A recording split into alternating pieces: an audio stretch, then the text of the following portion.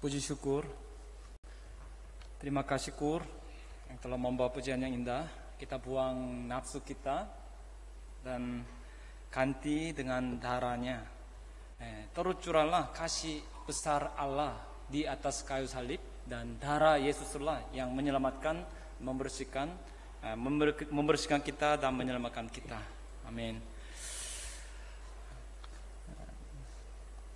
Saya percaya bahwa di tahun 2019 lewat Minggu Sengsara, kasih karunia yang belum pernah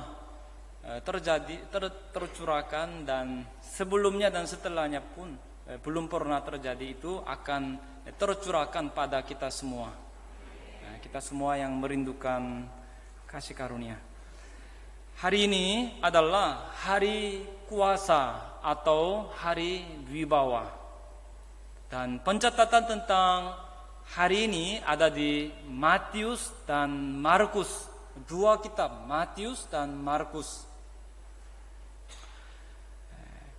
Kalau Matius mencatat bahwa di hari Minggu Palem, hari Minggu, kalau saudara lihat gambar ini lebih jelas ya. Sambil lihat, coba dengar. Barusan bikin, saya minta Diarta bantuin.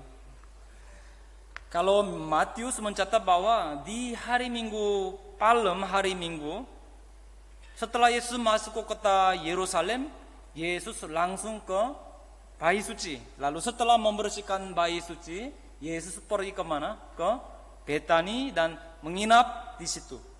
Kemudian pagi keesokan harinya, Senin, saat keluar ke bayi suci, dalam perjalanan Yesus mengutuk pohon ara. Tetapi Markus mencatat bahwa setelah Yesus masuk ke bayi suci Yerusalem, di hari Minggu Palem, memang langsung pergi ke bayi suci. Tetapi kemudian hanya melihat saja. Karena sudah senja, kesorean. Lalu langsung pulang ke Betani, menginap di situ, lalu pergi esokan harinya, yaitu hari Senin. Saat keluar, Yesus mengutuk pohon ara.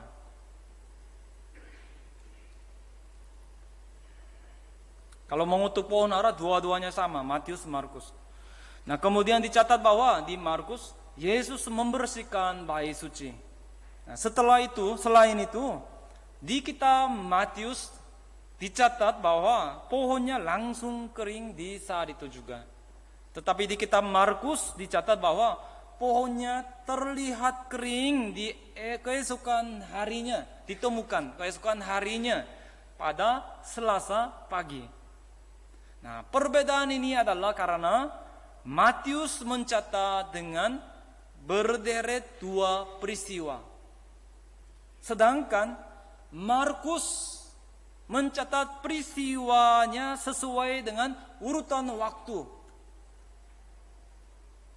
Jadi betapa pentingnya saudara melihat sudut pandang pencatatannya. Kalau misalnya orang tua kita meninggal dengan oleh perampok, apakah kita hanya dengar begitu saja selesai, atau harus mengecek perampoknya masuk lewat pintu apa, kapan, caranya seperti apa? Kita pasti akan mengecek semuanya kan? Demikian pula Yesus sedang pergi menuju ke salib untuk menyelesaikan masalah dosa kita. Maka kita harus mengenal secara terperinci. Barulah namanya murid Kristus, murid Yesus. Nah, di kitab Markus, kapankah murid-murid mengecek pohon ara yang terkutuk itu? Petrus teringat dan mengecek dan melaporkan kepada Yesus. Itu terjadi keesokan harinya, yaitu hari Selasa. Markus 11 ayat 19 sampai 20 pembacaan hari ini. Jadi kita bisa tahu bahwa pencatatan yang lebih detail dari segi waktu itu adalah catatan di kitab Markus.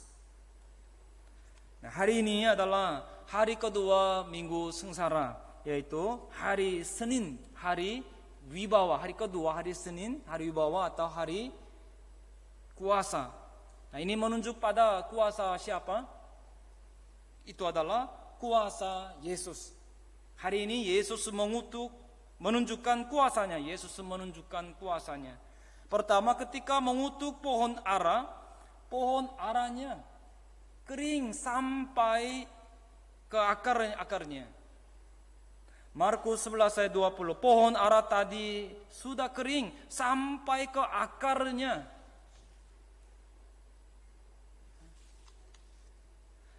Juga ia membersihkan bayi suci. Nyatanya dua-duanya peristiwa yang terjadi hari Senin hari ini.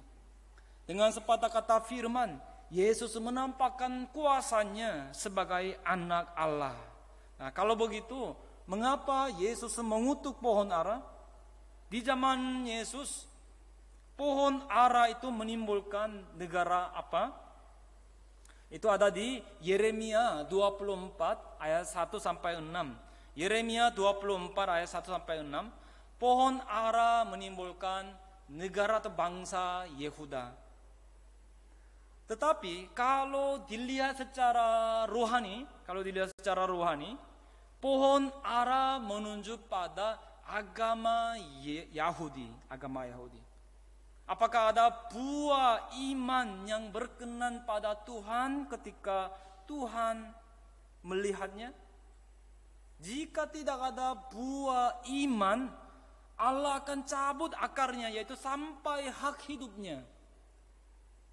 Bukan hanya daun, bukan hanya ranting atau batang, akar pun diambil semua, hak hidupnya.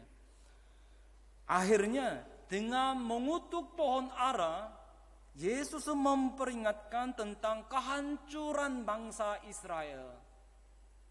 Jadi seharusnya umat Israel sadar, tetapi hasil mereka tidak sadar, mereka hancur binasa. Hari ini kita pun jika tidak ada iman, hanya akan penuh dengan pikiran daging saja, sehingga tidak bisa berkenan pada Tuhan. Dan tanpa buah, hanya sibuk membanggakan prestasi masa lampau saja, atau sibuk memendandani luarnya saja.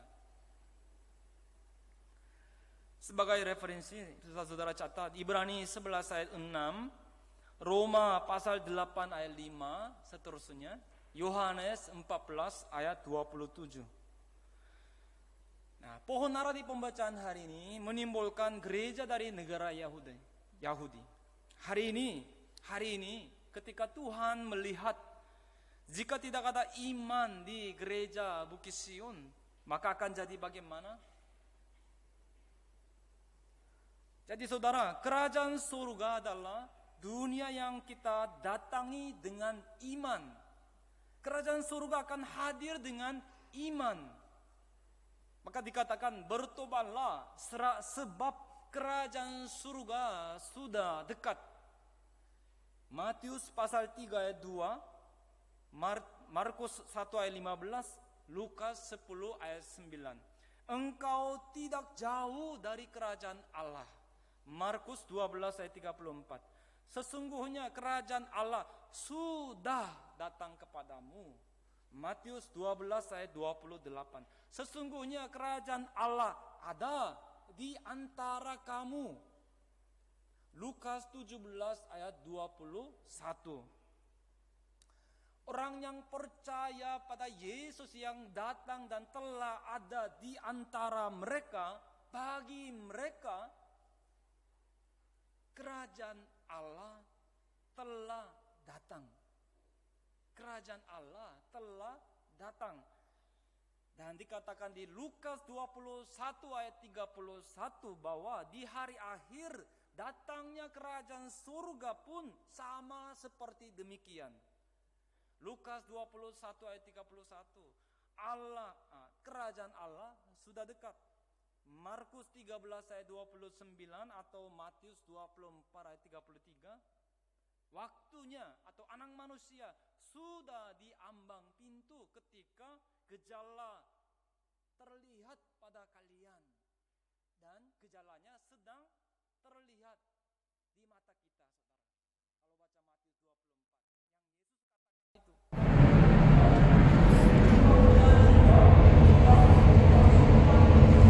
우리가 믿음으로 부활하고 믿음으로 변화를 받습니다.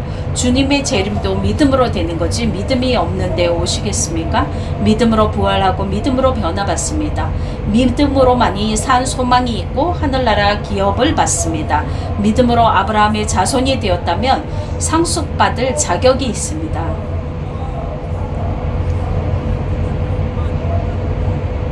아브라함의 자손이 되었다면 상속받을 자격이 있습니다. 그러면 마지막에 죽지 않고 살 수가 있다라고 성경은 말씀을 하고 있습니다.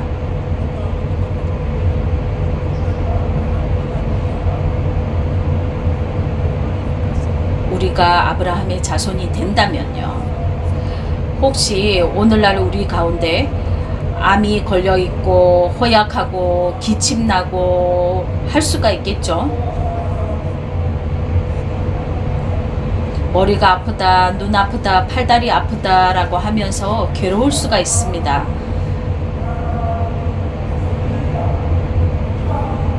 그렇지만 주님이 재림한다 할 때 부활이 아닌 변화입니다.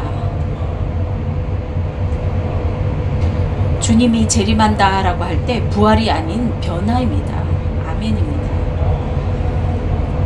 그럼 믿음으로 우리는 이미 변화되어 있는 것입니다. 고린도전서 15장 51절에서 52절 상반절 공동 번역을 통해서 보면 내가 이제 심오한 진리 하나를 말씀을 드리겠습니다. 우리는 죽지 않고 모두 변화할 것입니다. 마지막 나팔 소리가 울릴 때에 순식간에 눈 깜짝할 사이도 없이 죽은 이들은 불멸의 몸으로 살아나고 우리는 모두 변화할 것입니다.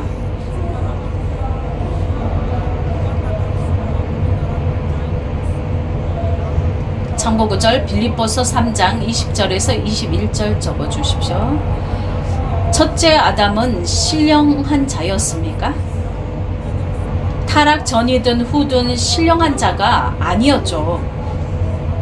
첫째 아담은 타락 전이든 후든 신령한 자가 아니었습니다. 그러나 둘째 아담은 하늘에서 나신 자요 신령한 자입니다. 고린도전서 15장 46절 참조하십시오. 고린도전서 15장 46절에서 정확하게 말씀하고 있습니다. 아담은 신령한 자가 아니었습니다. 오해해서는 안 됩니다. 이곳에 죽고 사는 문제가 달려 있습니다. 이왕이면 시온산 성도님들은 믿음으로 변화 받으시기를 축원드리겠습니다. 아멘. 믿음으로 예수님께 접붙임을 당할 때 우리가 죽지 않습니다.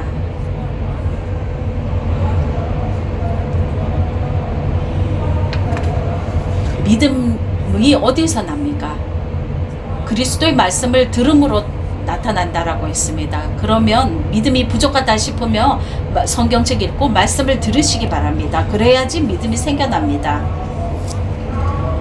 예수님께서 말씀하시기를 내 말이 너 속에 거하면 죽음을 영원히 보지 아니한다 라고 요한복음 8장 51절은 말씀합니다. 또 너희가 내 안에 있고 내 말이 너희 안에 있어야 한다 라고 말씀하고 있습니다.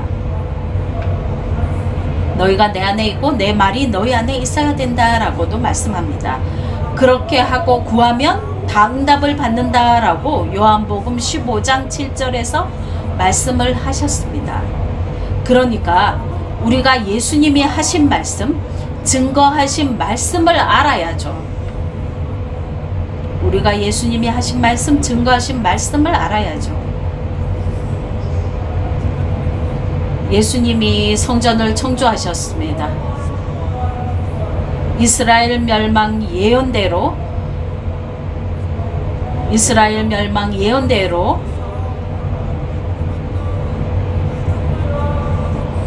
무화과 나무의 저주의 예언대로 저주를 통해서 보여주신 것처럼 주후 70년 로마 디도 장군이 이스라엘로 쳐들어왔죠. 그때 로마 군대가 예루살렘 성을 불태우고 성전은 무너지게 됩니다. 그러니까 예수님은 벌써 타락한 종교를 보시며 안타까워 하신 것입니다.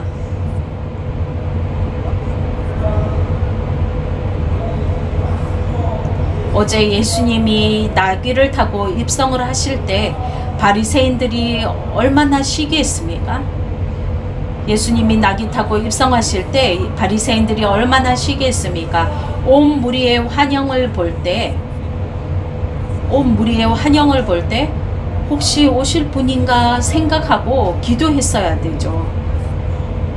그런데 도리어 그들은 예수님한테 제자들을 책망하라고 하는 것입니다.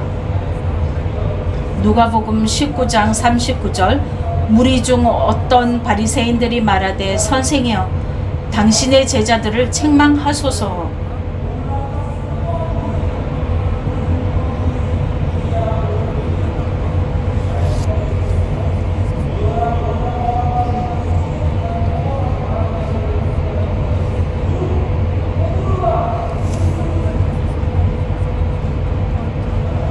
결국 예수님이 이스라엘의 멸망을 선언하시고 만 것입니다.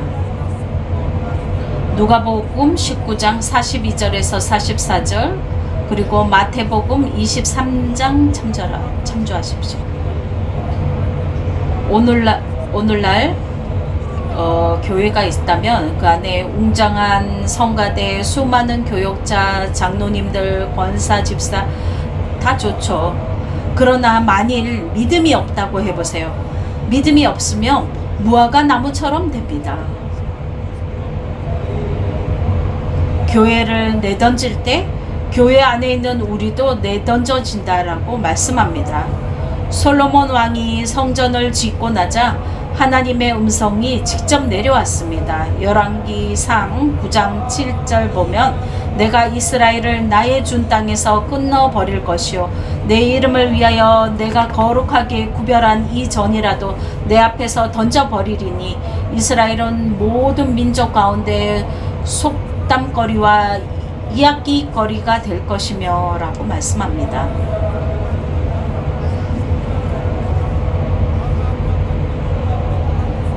질문 드리겠습니다.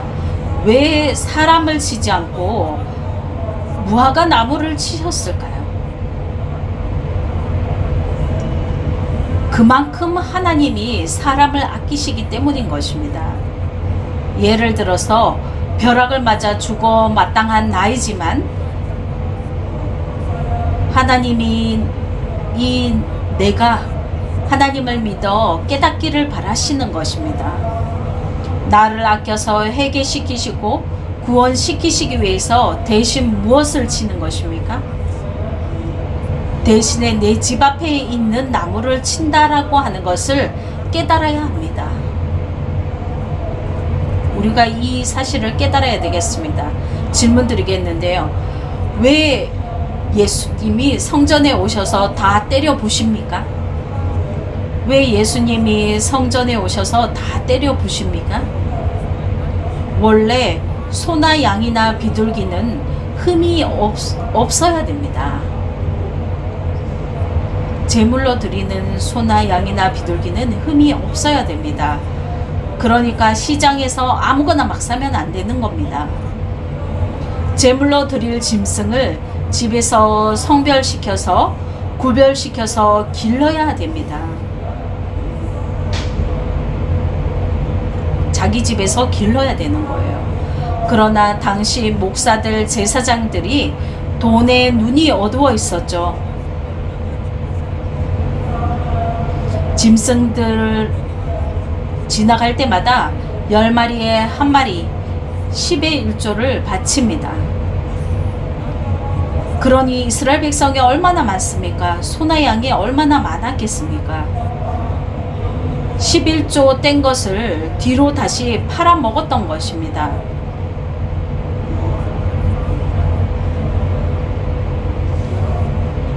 (11조) 뗀 것을 뒤로 다시 팔아먹었던 것입니다. 멀리서 오는 사람은 짐승을 끌고 오기가 어렵죠. 보골 수로바야에서 오는 사람이 있는데 어떻게 그 멀리에서 짐승을 끌고 오겠습니까?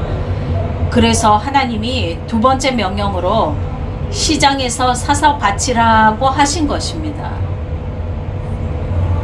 너무 규례가 힘드니까 백성의 편의를 봐주신 것입니다. 그런데 종교 지도자들이 이것도 못하게 하는 것입니다. 그것조차도 하속들을 시켜서 뒷거래를 해서 팔아먹는 것입니다.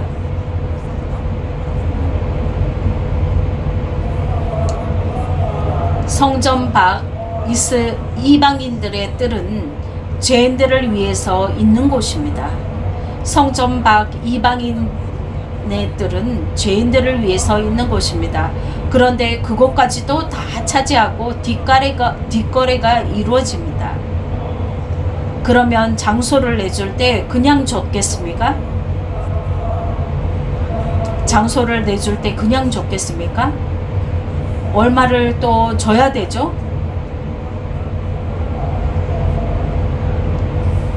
하나님의 성전은 하나님의 말씀을 강론을 하고 하나님 앞에 제사 드리는 거룩한 성전이 아닙니까? 기도하는 거룩한 성전을 이웃 남기는 장사하는 곳으로 만든 것입니다.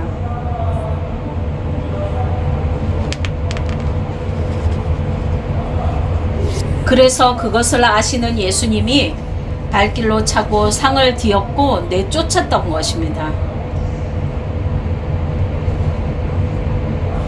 마태복음 21장 12절 말씀, 마태복음 21장 12절 말씀. 예수께서 성전에 들어가사 성전 안에서 매매하는 모든 자를 내어줘 주시며 돈 바꾸는 자들의 상과 비둘기 파는 자들의 의자를 둘러 엎으시고 라고 말씀합니다. 만 인간이 하나님 앞에 기도하는 집인데 강도의 굴혈이 된 것이죠. 강도의 굴이 된 것이죠.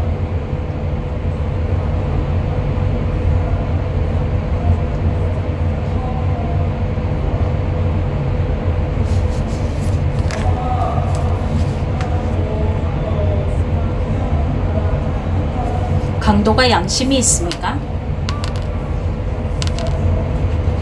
강도가 양심이 있습니까? 도둑놈이 봐주는 게 있어요? 몰인정하고 다 가져가는 그런 놈들을 강도라고 합니다. 예수님이 내 집을 강도의 도둑에게 소굴로 만들어 라고 하신 것입니다. 고난주간 이틀째를 맞아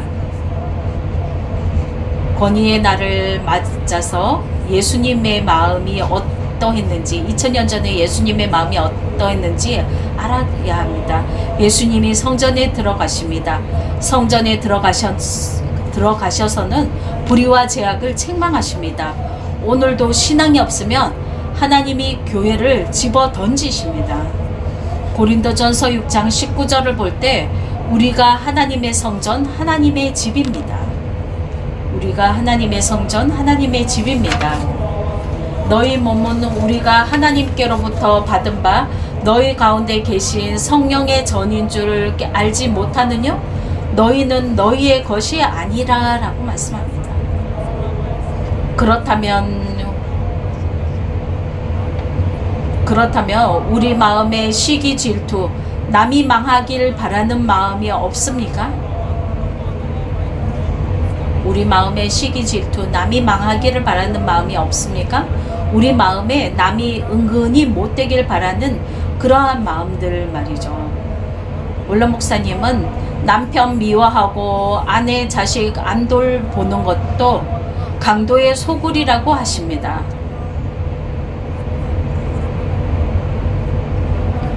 역사적으로 알지 말고 역사적으로 알지 말고 주여 내 맘 주의 성전입니다 라고 기도하시기 바랍니다. 나약하고 믿음이 없는 저를 도와주시고 책망하여 주시옵소서. 나쁜 마음을 내쫓아 주시고 오직 말씀으로만 나를 빚어 주시옵소서. 거룩한 하나님의 형상을 이루어 천국 가기에 넉넉한 자녀 되기를 원합니다 라고 기도하시기 바랍니다.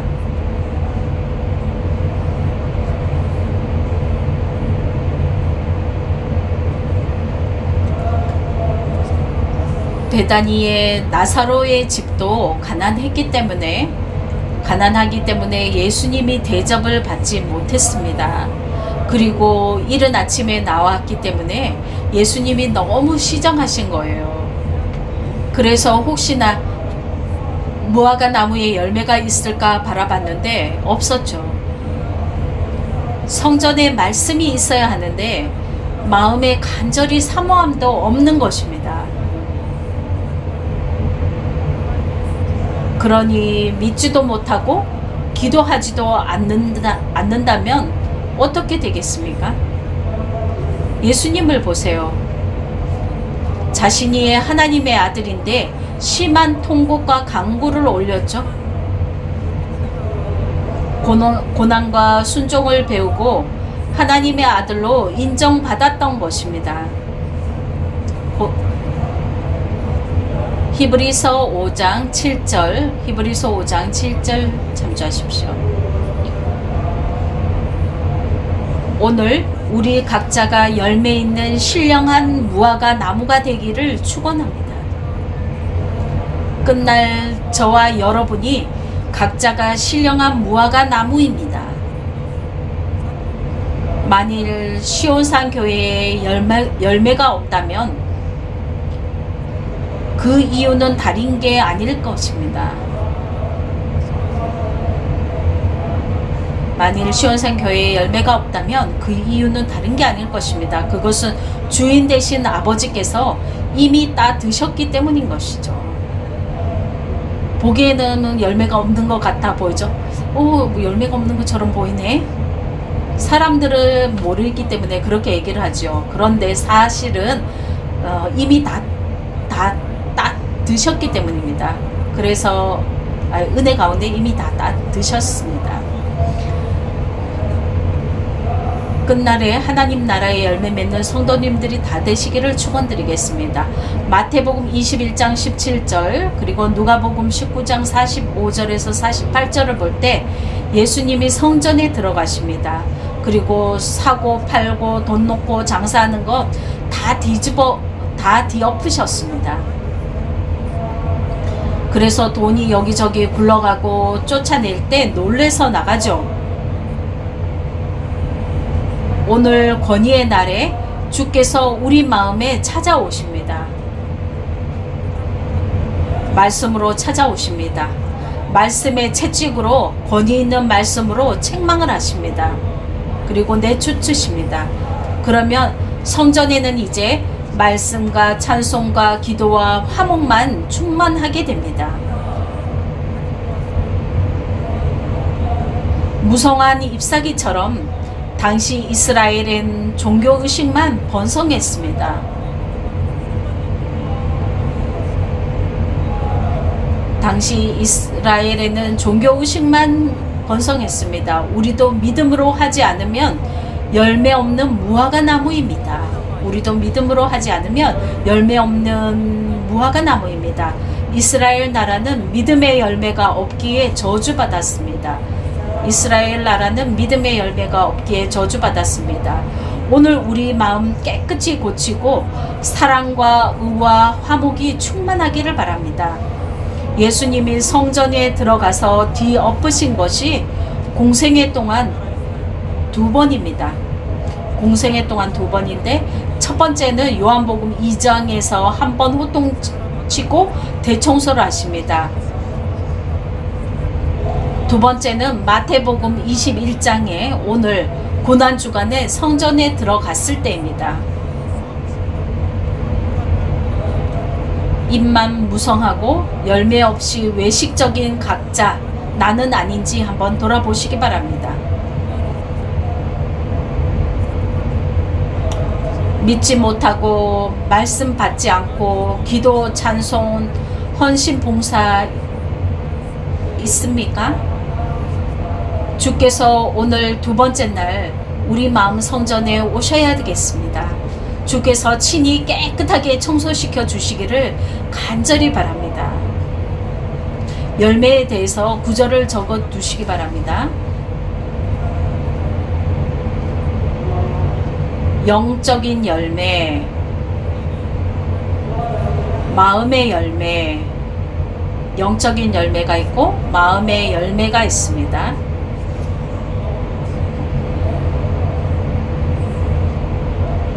그리고 빛의 열매가 있습니다. 빛의 열매, 사망의 열매가 있습니다. 사망의 열매라는 것도 있습니다. 또 의의 열매가 있습니다.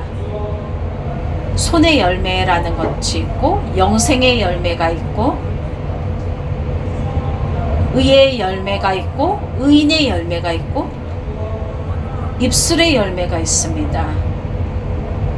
입술의 열매라는 것도 있습니다. 또 태의 열매가 있고 하나님 나라의 열매가 있습니다. 하나님 나라 열매, 그리고 행위의 열매가 있고 회개에 합당한 열매가 있습니다.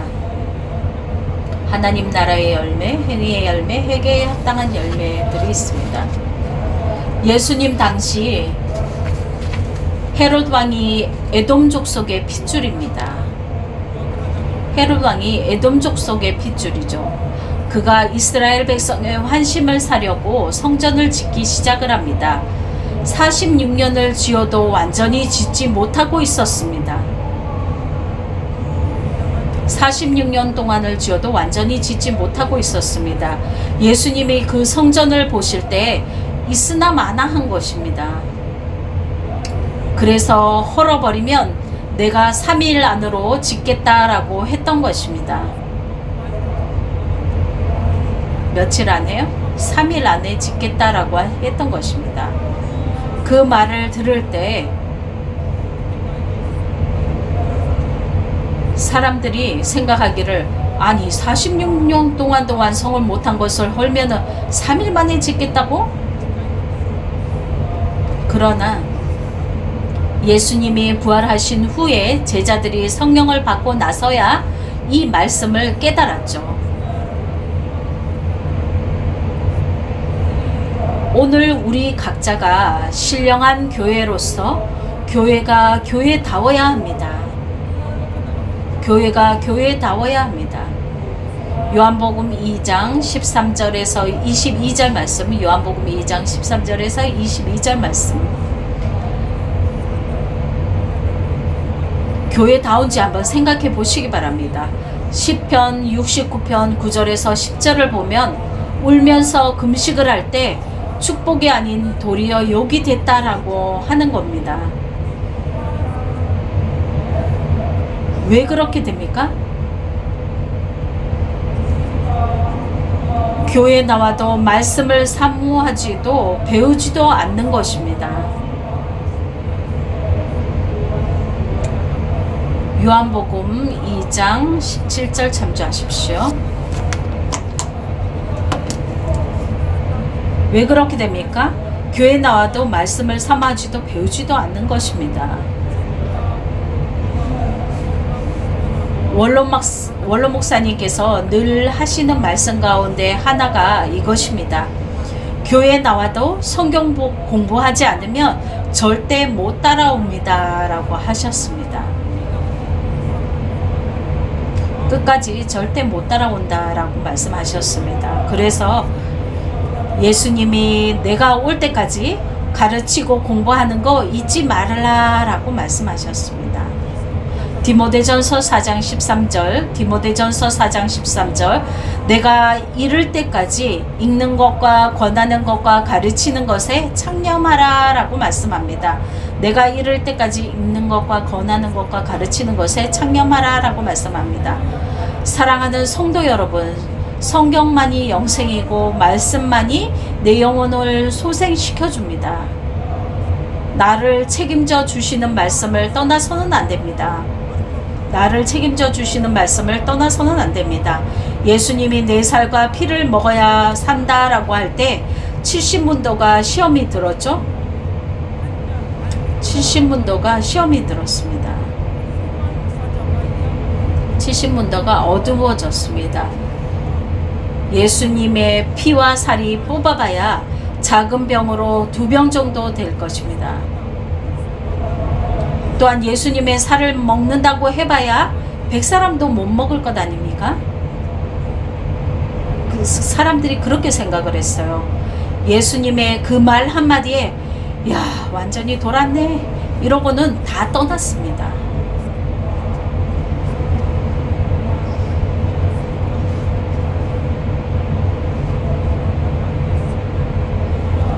그러니 십자가가 얼마 안 남았는데 예수님의 마음이 얼마나 아프시겠습니까? 그때 베드로가 대표로 주님께 큰 위로의 말씀을 합니다.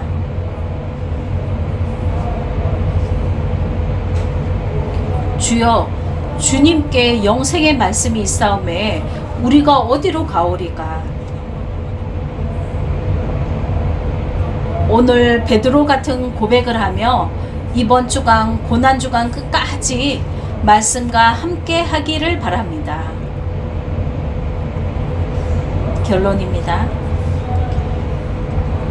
예수님은 구약 2 선지자의 예언을 믿고 인용하신 말씀이 있습니다. 즉 기도하는 집이니 도적의 구렬로 만들지 말라라고 하시는 것입니다.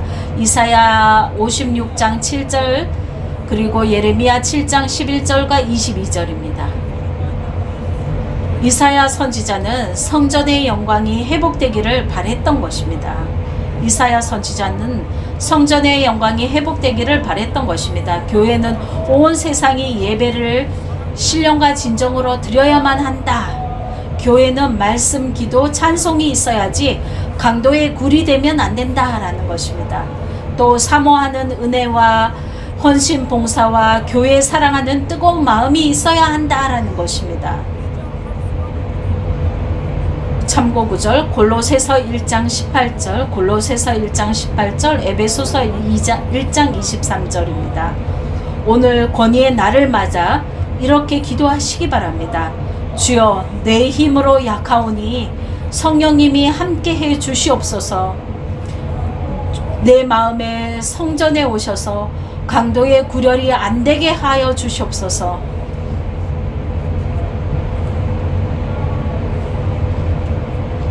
주님이 오셔서 책망해 주시고 뒤엎어 주시옵소서. 오늘 주무시기 전에 이렇게 기도하는 권위의 날이 되시기를 바랍니다.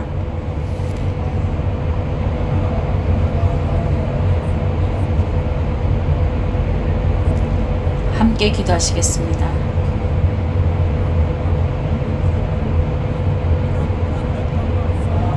아버지 하나님, 고난주간에 주님의 존전에 찾아나와 33년간 주님께서 마지막 일주일 가시는 고난의 발자취를 더듬게 하시니 감사드립니다. 오늘 주시는 말씀을 통해 오늘날까지 열매 없는 생활한 것, 주께로부터 책망을 받고 회개하며 열매 맺는 역사가 있게 하여 주시옵소서. 살아계신 하나님만을 마음에 모시고 사는 하나님의 거룩한 성전이 되게 하옵소서. 이 자리에 참석한 전 성도 가정마다 성별시켜 주시고 믿는 가정들이 되게 하여 주시옵소서.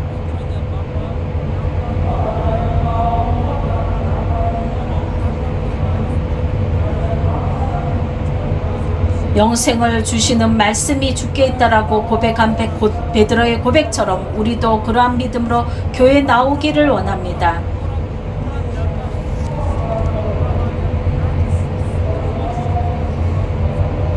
영생을 주시는 말씀이 주께 있다라고 고백한 베드로의 고백처럼 우리도 그러한 믿음으로 교회 나오기를 원합니다. 이번 고난 주간 동안 끝까지 주님의 발자취를 따라가게 하시며 마침내 영광 가운데 부활의 날을 맞이하게 하여 주시옵소서.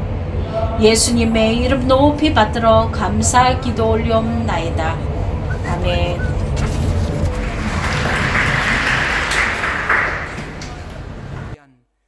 Bapak, kiranya di Minggu Sengsara kali ini kami dapat mengikuti jejak Tuhan sampai akhir, sehingga akhirnya kami bisa menyambut hari kebangkitan dalam kemuliaan.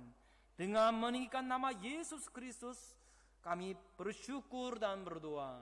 Amin.